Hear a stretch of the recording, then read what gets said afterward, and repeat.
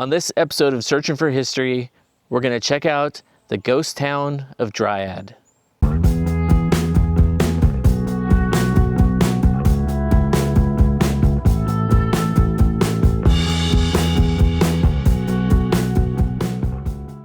Dryad is located in Lewis County in Washington State.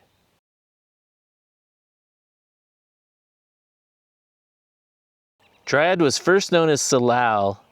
The Northern Pacific Railway named the community Dryad around 1890.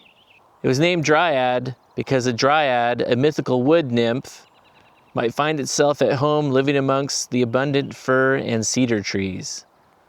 And it is in a valley, but surrounded by hills that are quite forested. Dryad was a former lumber town.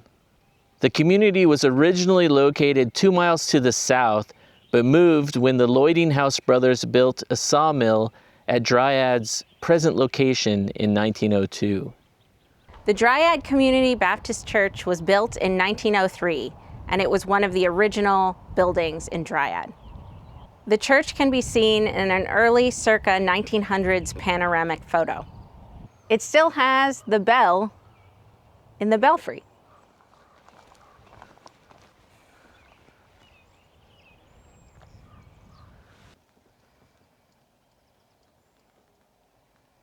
An 1892 plan of Dryad shows the railroad depot located immediately east of Chandler Road and adjacent on the south side of Willapa Hills Trail.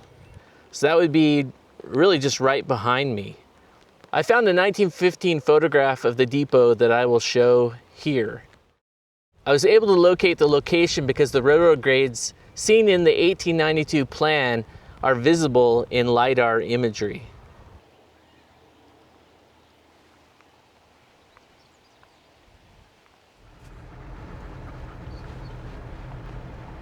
So there are actually streets, various blocks running through these fields here.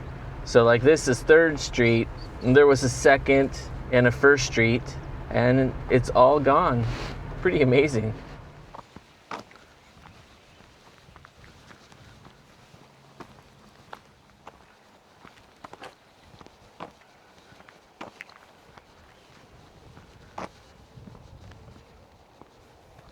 A 1914 Sanborn map indicates a Dryad public school located opposite the west end of Olive Street, and sure enough, it is still here.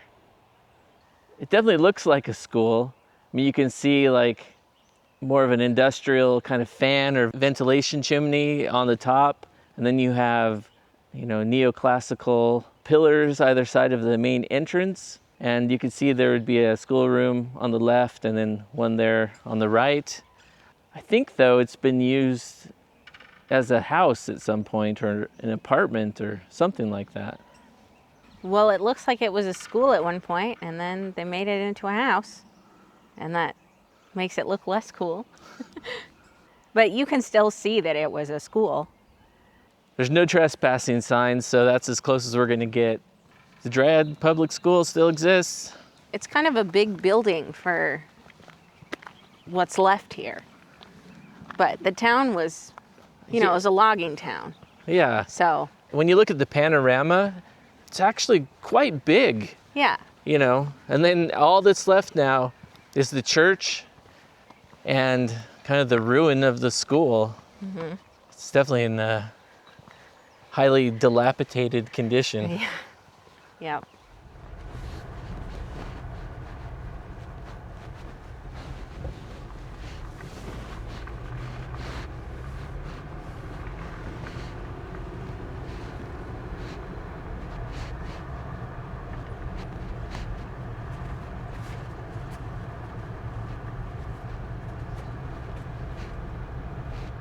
I was able to locate a 1916 Dryad, Lewis County, Washington station map that shows the location of the Loyding-House brothers lumber company sawmill. The sawmill was located right around here on the south side of Loyding-House Road and west of Chandler Road, encompassing the entire forested area all the way from basically this intersection over to the Chehalis River. So it was a pretty big area.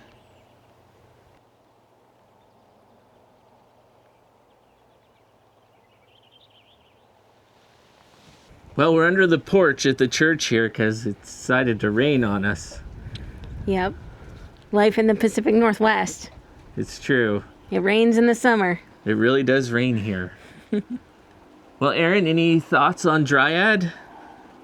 You can definitely understand why they renamed it Dryad, because dryads lived out here in the woods. There are probably some dryads watching us right now. Yep. I think it's great that there's still the church and the school that you can come and check out, even if all of the houses are gone. It's amazing how you can look at the photo of the town, and it's, significantly sized town, and it's all gone. There isn't even any houses that appear to be of that age. I wonder if the houses were moved to a new town, somewhere else. If anyone knows if the Dryad houses are now in another community that boomed when the logging moved, to a different valley, let us know in the comments below.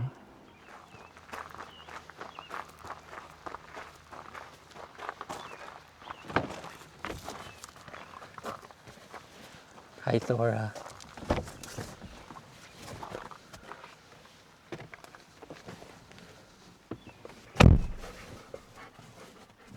I think Thora's ready to go home already. We're not going home yet, though, honey. No.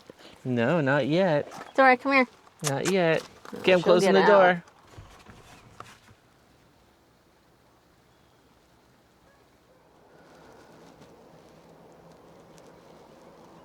Here we are at the Doty-Dryad Cemetery. It was established in 1895. So here we have another one of these gravestones that shows a dove. A dove symbolizes purity. And it's a marker to Ava Z. Taylor. She was born in 1892, died in 1909 at the age of 17. Here we have a grave marker to Neil McMillan. His grave shows a lamb, which is the most common symbol found on the grave markers of children. He was born in 1910 and he died in 1913. So he was very young. He was only 3. So this is an interesting gravestone, and yes, it is leaning. It's not an optical illusion. So this grave marker is to Elston J., son of Mr. and Mrs. A.H. Lynn, born in 1893 and died in 1913. So this person was 20 years old, and it says, "Here rests a woodman of the world." And when you look at this symbol, I'm not really sure what this says. It says something like dum tacit clamat. It's showing a log, an axe, kind of like a circular object with like a pie cut out of it. I'm not really sure what that is. And then a hummingbird. If anyone knows what this is, dum tacit clamat, DUMTACET let us know in the comments below. This gravestone here is quite illegible, but it does feature the clasped hands, which mean eternal love. The hands look like quite a crude carving compared to other ones that we've seen. And I just wonder if that's because of the stone that it is this material here, and that's why the gravestone is so illegible.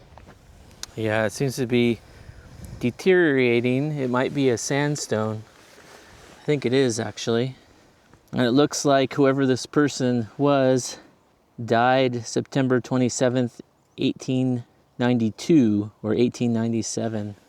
I guess 1897, since the cemetery was established in 1895. This obelisk is the grave marker to C.L. Chandler. He was born in 1820 and died in 1895. And it depicts at the very top here maybe a gate, which might symbolize the gates of heaven. And then down below here is really interesting spade imagery.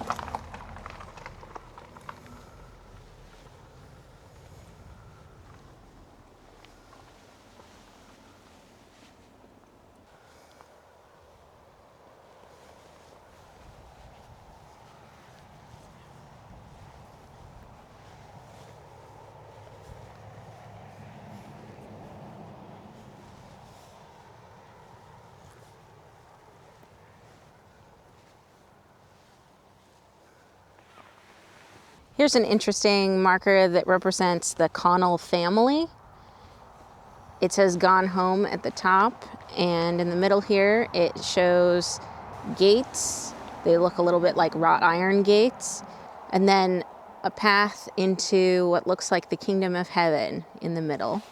The last grave marker we're going to highlight here in this cemetery is this one to a William J. Harris.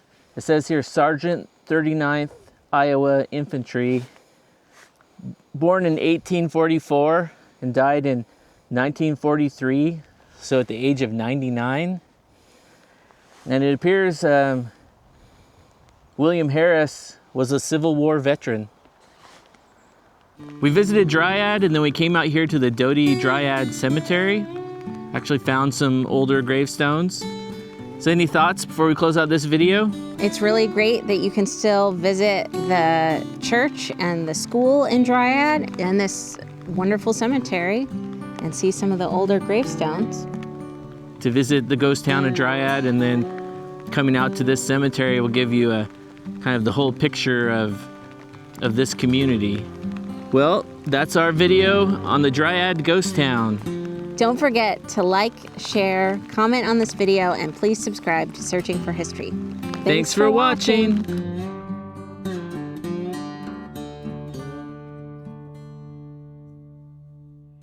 It's raining, Erin. Yeah, that's what we get for living in the Pacific Northwest. Are we gonna make it? I think so. I don't think we'll melt between here and the car. Thora's been watching us the whole time.